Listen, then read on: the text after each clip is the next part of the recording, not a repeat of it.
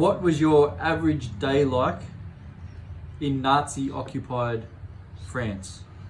So living day to day, what kind of influence did the Nazi occupation have on your life? Well, we were living on a farm.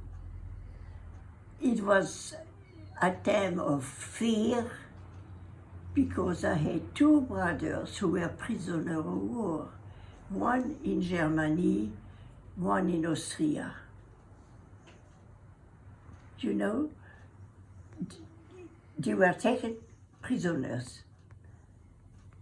And then they were released because they had 4 sisters and brothers under 18 years old. So they were allowed to come home because of that. And it was, from then on, them at home, it was living in fear. Because we had the young people like you, when they turned at 18 years old, they had to go to Germany. I forgot if it was a year or 18 months. They had to go to Germany. They were put on a farm or in a business, anything that they could do, because all the German young people were at war. So the French guy, 18 years old, were working as civilians in Germany. And when my brothers came home, it was fear, always fear. So every day, say you wanted to go and do groceries or go out into town, go to church, was there any differences? No, or was that just normal day to day? That part of it was normal. I think what makes hard for us, for me especially, I think, on the farm, was that the young people, 18 years old, who refused to go to Germany went in hiding, the Maquis, you know, and they had to eat. So one night we had 17 of them around our table, asking for food. They were escaping conscription Hiding. or something, yeah. They were hiding from the Germans because they did not go to Germany. Yeah.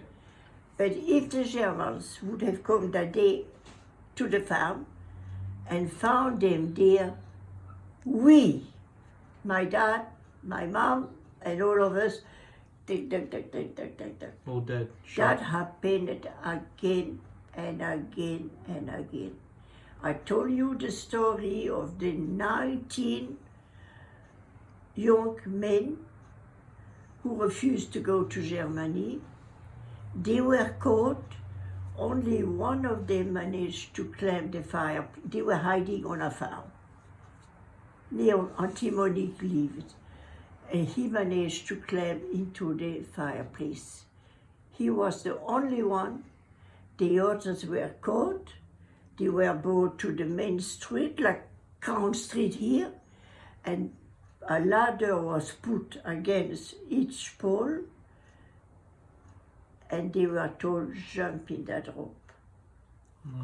They were hanged. Yeah. And that happened every day. Jeez. And you saw this personally? Oh, yes. Yeah. Oh, yeah, I knew one of them very well. Yeah. So how did you communicate with the German?